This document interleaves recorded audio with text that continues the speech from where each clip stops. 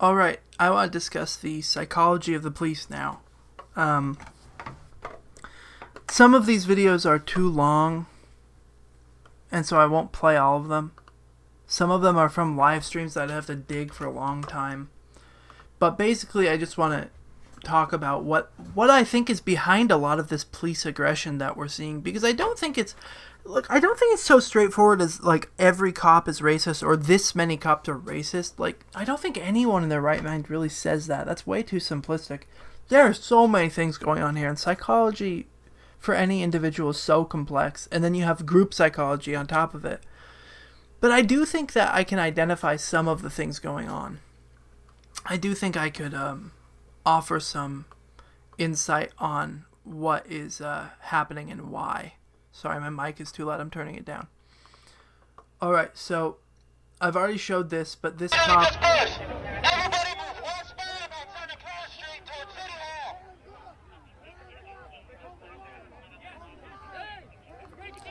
Anyway, the point is, he's licking his lips. He's like jazzed, ready to go smash some heads, shoot some protesters with his, less lethal round gun. Just for the record, that's what fires the less lethal rounds. Okay, it is a pneumatic. It's like a grenade launcher. It shoots out. It has a compressed air can like a paintball gun, but it shoots out at about 200 feet per second. These big ass projectiles that can kill people. That's what people are getting shot in the head with, by the way. So that guy clearly enjoying it. So I think that's one aspect of police psychology that explains why there's so much aggression. A lot of police officers are these guys who want to play soldier but don't go into the military or aren't in the military anymore. And they have these fantasies and this aggression in them that they want to go be G.I. Joe, or they want to go, do some badass Call of Duty shit. And they're just waiting for that opportunity. So when they get it, it comes out. When they get that opportunity in something like this, when they're not having oversight constantly, then it comes out even more than it does in their day-to-day. And I think that's one component. So I'm just going to pull up this YouTube video so I can show you the channel. This is a great channel for live streams and stuff. The Zach and Matt show. But I don't need to find it. The point is, on Washington, D.C., May 31st, on the stream I was watching, a black cop, Officer T. Anderson, turns protesters' questions about why they don't seem to care about the people onto them. The cop shifts the blame. The cop asks, "Do you believe we, the cops, don't understand what's going on?" The guy responds, "I don't know," and points out that he understands the difference between individual cops and cops as a group. The cop says that the media and protesters will take anything they say and twist it against them. The cop seems to believe that the media is their enemy, that they are vilified and attacked. The cop also says unless protesters come up with solutions, he doesn't want to hear it. This is consistent with the attacks on reporters. In that a lot of the police are angry at the media, feeling like they're victims of an unfair media portrayal. And that, I think, explains why cops are so aggressive towards the media. But this next part, I think, explains why they're being aggressive towards the average person. So, the cop, this is, you can go back, you can find where this is in the video. It's towards the end. It was about 7 p.m. my time when they put it up. The cop says that he feels like a vilified civil servant, and he keeps saying, "I'm a civil servant." And then he points to the protester and he says, "What are you doing? You're just a citizen. I'm a civil servant. You don't get it." The cop thinks that civil servants do so much for the community, and that he literally says the average citizen does nothing. And the point of that is to show, so the cop fundamentally doesn't understand what it is like to live in, a liberal democracy, where the point is, not every person has to be the cop.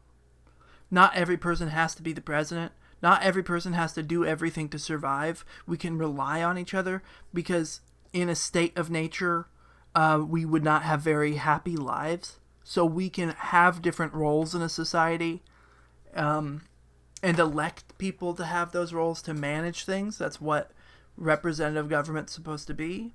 And he just fundamentally doesn't get it. The cop literally says that the community should take up guns and protect themselves, not rely on the cops for so much. And it's like, okay, look, the cops have been tasked with being mental health counselors. They have to respond to suicide calls and stuff, and that's completely inappropriate. But man, this cop thinks that the people are lazy slobs and he's doing all the work. He also thinks that the media is giving cops an unfair shake and is just trying to take the cops down. What he doesn't understand that the media is so full of propaganda. You could listen to Citations Needed episode on that, or there's multiple episodes, but Citations Needed is a great podcast, so go listen to them.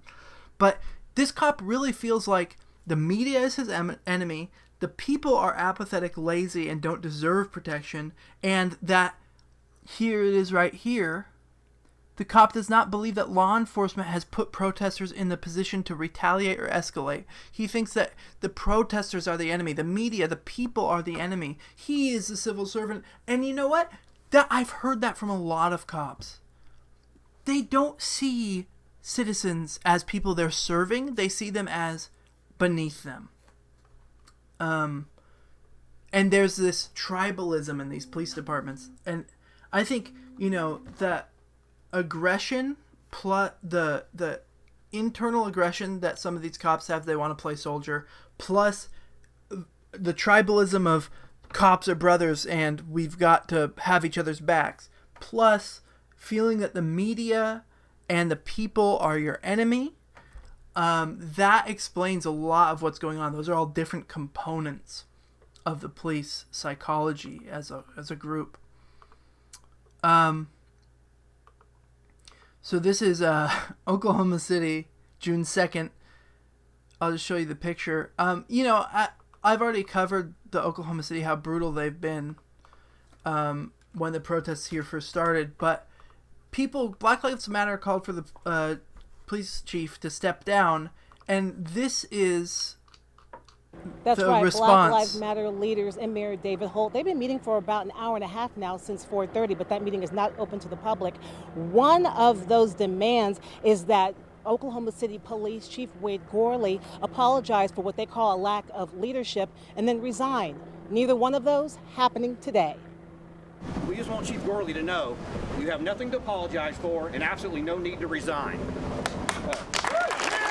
Fraternal Order of Police President John George standing at City Hall. That's basically like a police union, the Fraternal Order of Police. So they are backing, after all these videos come out of how brutal they've been, after all these firsthand accounts, they're just backing him. All of these officers will not allow him to resign. They're standing in protest. So there is this herd mentality, and then there is this cops got to stick together mentality, and I think that really explains a lot of the stuff that we're seeing, where cops don't report each other, where cops don't defend innocent people against each other.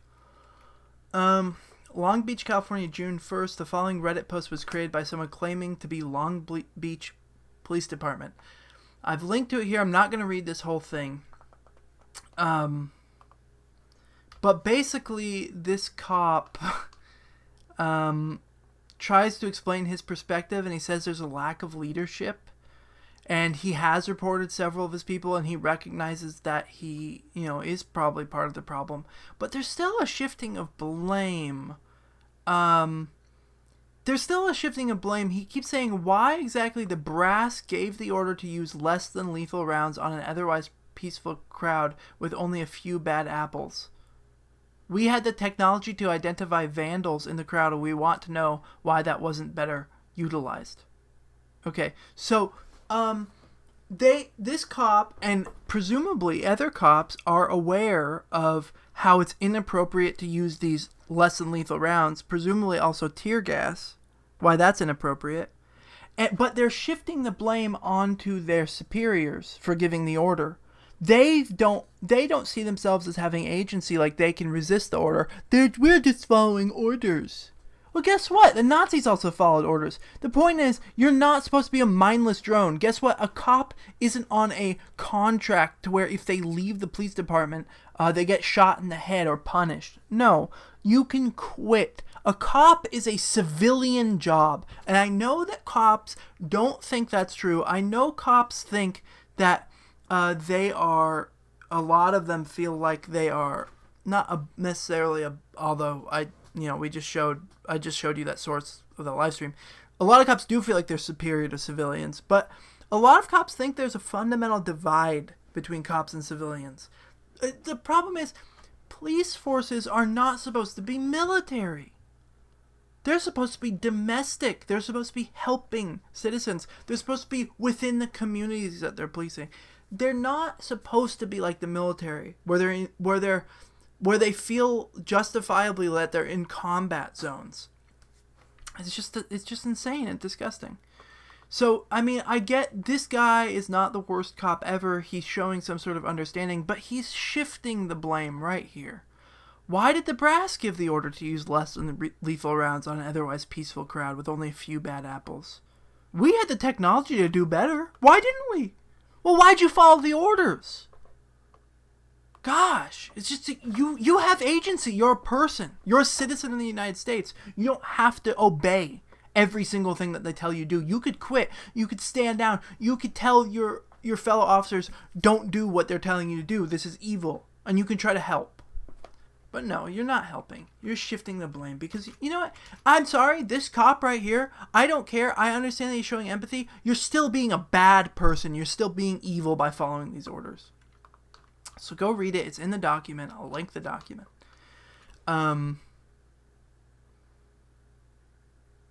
Seattle, Washington, June 2nd, 9 p.m. Oh, I already showed this, but I'm going to show it again. Commanding Washington State Trooper filmed on camera briefing his officers on how to treat the protesters. Don't kill them, but get them out of the way. Don't kill them, but hit them hard.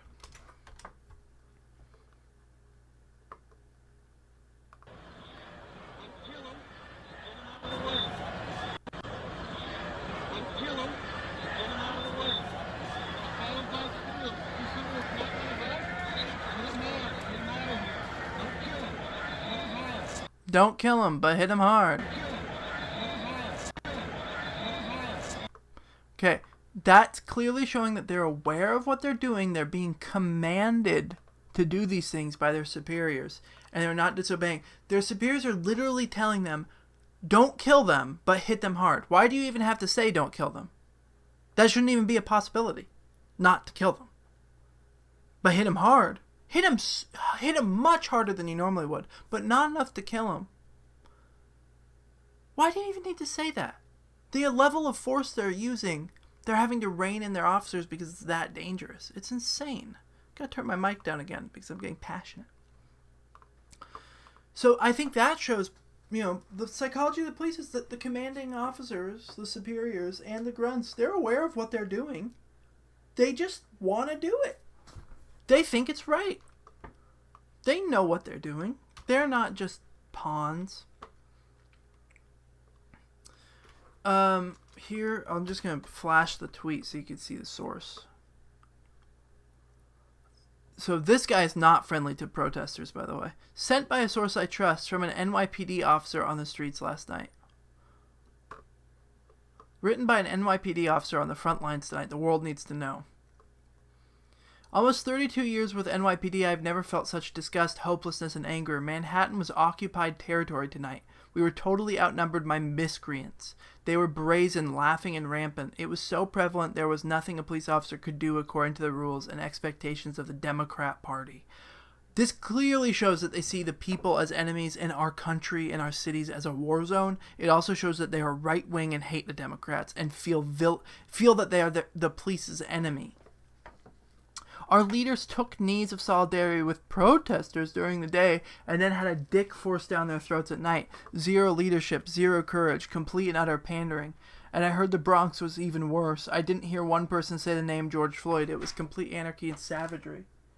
New York, wait until you wake up and see video of Manhattan. It will look like Iraq. If you don't beg Donald Trump to take charge of these Democrat cities across America, your country will be lost. The shit I saw today disgusted me more than the shit I saw on 9/11. Wow. Wasn't even close. Going to bed. Good night. If this is really from a cop, super right wing, wants to beg Donald Trump to take charge, sees the people as a war zone. And I really, look, I understand crazy stuff is going on, but I'm watching as many live streams of videos as possible. I'm talking to as many people as possible. This is not true. That it's just complete anarchy. Like, all the protesters are just fighting them. That they're their enemies. It's just disgusting.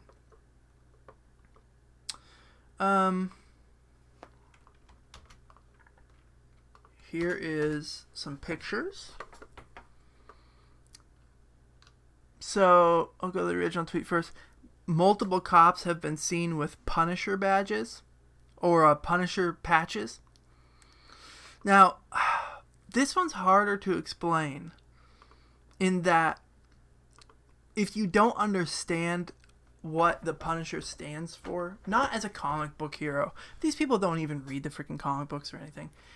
But, you know, because I was raised in a very conservative house that was very into, like, guns, and I played military simulation, airsoft, and paintball, I was around a lot of people who wanted to be cops or who were cops that got their, you know, kicks by playing war games, which I'm not against, but I still would love to do it. I have a lot of my gear still. But anyway, you would see a lot of these Punisher patches, and basically, it's just, even if people don't know the actual comic book or cartoons or shows or anything, they do, my dog is being so annoying. The Punisher, the skull stands for, like, a mentality of aggression and I've got to take things into my own hands. That sort of thing. And so, it's also the patch of the 3%ers, which is a right-wing vigilante group. But just that, I don't know if these cops are part of the 3%ers, who knows. But they clearly have this Punisher mindset, and that's a sort of aggression, like you think that you've got to take things into your own hands. And that was in Detroit, Michigan. But I think that really does explain some of the psychology. So, let's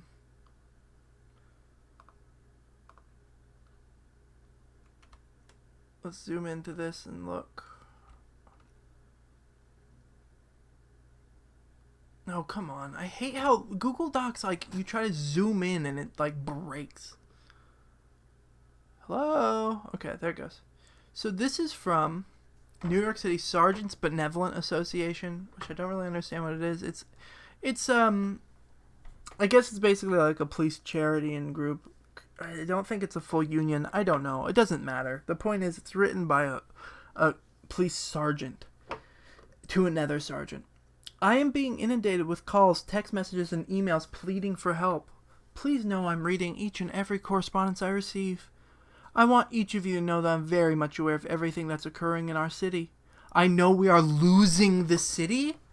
I'm sorry, just let me stop there. The city doesn't belong to you pigs. The city belongs to the people. The city doesn't belong to cops. You can't lose anything. We are losing our cities because you are taking over, because the government is taking over. So they see it as their city, and they see it as the people and the protesters are enemies of the city, and they have to defend it, even though they are the people of the city. So clearly already you see that they've swallowed this right-wing ideology of the people. I mean, I wouldn't be surprised if the people are coming in from outside the city, okay? These aren't really the people of the city. They don't represent the city. They're just people trying to stir up trouble. When in reality, like, there's so many people, there's no way George Soros or anyone else is bussing in these people all over the country constantly. There's not that many people to do it. It's ridiculous. These are the people of the city. You don't have to take it back from them. Anyway, the sergeant complains, we have no leadership, no direction, no plan.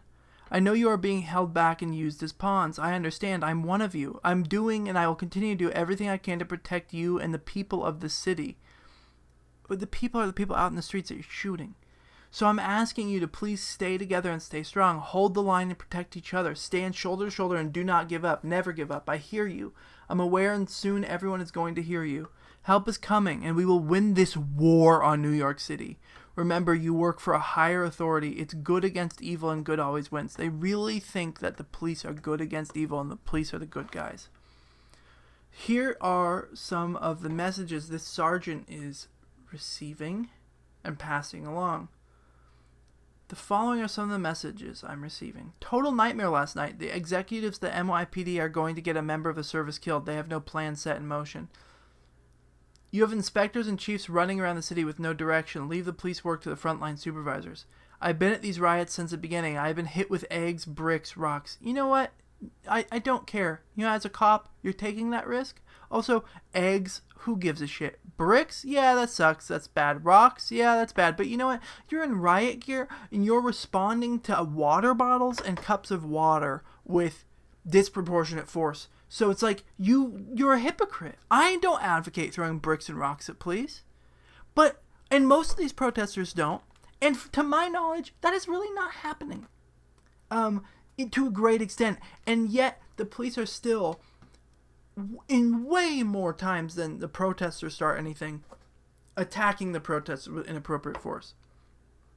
My officers are depleted, tired, beat up. Just real glad to say, I'm glad that you're getting tired. I hope that all the police drop from exhaustion, and I hope that the protests are able to just break the police. Because there's more of us than there are of you, and the city belongs to us, not you. So I hope you really just drop from exhaustion. Because you should just quit. You shouldn't be out there. Our officers and supervisors are getting hurt every night doing their jobs without any support from our PC and mayor. I'm so angry with how this has been handled. It's bringing me to tears with frustration to write it. For the first time in my 16-year career, all ranks have been abandoned by our leadership. We have pepperball guns, tear gas, and other anti-criminal riot apparatus such as horses not being deployed. You want more brutality. You want more police force. You want more police escalation. You don't want less. It's just the actual cops on the ground, the grunts, are calling for more. So that lets you into their psychology still. We need to be able to use our tools that are available to us. Please, what can be done? We need help. Oh God, the police need help. You can quit. You can join the riots. You can join the protests. You can even join the looting. Guess what? You can quit. Get a new job. Unlike the protesters, unlike the people, unlike black people, unlike anybody who's our society has their knee on their neck. We can't quit. We can't escape. We don't have the money. We don't have the resources.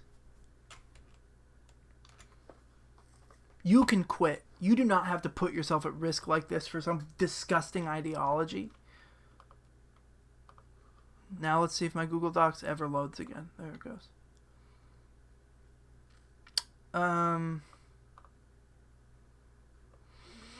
Oh gosh, I hate this one. So, this is again the video of police beating protesters very violently. I already showed it in another video. I don't need to show it again. But the cop, apparently the portly one, I think, whatever staff inspector means, he got charged with assault for this. But in response to that, his name is Inspector Baloney, by the way. Where is it? Okay, so this guy has a Fraternal Order of Police Lodge number 27. Vice President Sergeant Carroll. He threatened local businesses. If you choose to speak out against the police or our members, we will do everything in our power to not support your business. And then later on, he said, try us, we'll destroy you. The cops are just threatening these businesses with, it could be anything from, cops actually take positive action to hurt these businesses. It could be a boycott, or it could be like, oh, something's going down, we're just not going to come help you. That's like mafia shit. So I think that is a very good insight into how the police are thinking and feeling. They feel like they are enemies of the people. They feel like they're vilified victims in this country. They feel like the media is against them. They feel like everything is against them. And I'm not sure who is telling them that. I'm not sure who is feeding them that. I think it's definitely Donald Trump. I think it's definitely the right-wing politics and the right-wing media. But, like, so many cops feel like this. So I think the one aspect, like I said, is the aggression that one cop showed. He clearly wants to play soldier. That's a fact. A lot of cops feel like that. They want to be a badass. The other thing is, then you've got that layer of a lot of them feel vilified and like victims. Then you've got the layer of they feel like the people are the enemy and an occupying force. Then you've got the problem of they are really, truly too stressed out. The police have way too many burdens because we fund them instead of funding other things like better mental health care or mental health social workers. We put that on the police, and that is inappropriate. I feel bad for cops for that. But, you know, it's still no excuse to behave like they're behaving. We're all stressed out, too. I have duties that are put on me that I can't handle, and I still have to try to make do. A lot of people do. And I have, you know, it's not just... I have a pretty cushy academic life, but other people have it even worse than me. It's so the cops don't have an excuse there. So I think that... And, you know, and the other videos showed that they are aware of what they're doing. They are not just mindless animals. They have agency, and they are being commanded from the top down to do things. So, and they do not have it in them to question, like this post shows, to question and to disobey their orders. They shift the blame. And that's what the police are like. It's gross. So, I'll make more videos and keep updating after, you know, I'm going to make, once everything settles down, I don't know when that will be, I will make one big video where I watch as many clips as possible and just recap everything. And that might be a stressful video to make, but we will do it. I'll do it. And then we'll have one big authoritative body of videos, and you can take it because other people have started to catalog things too.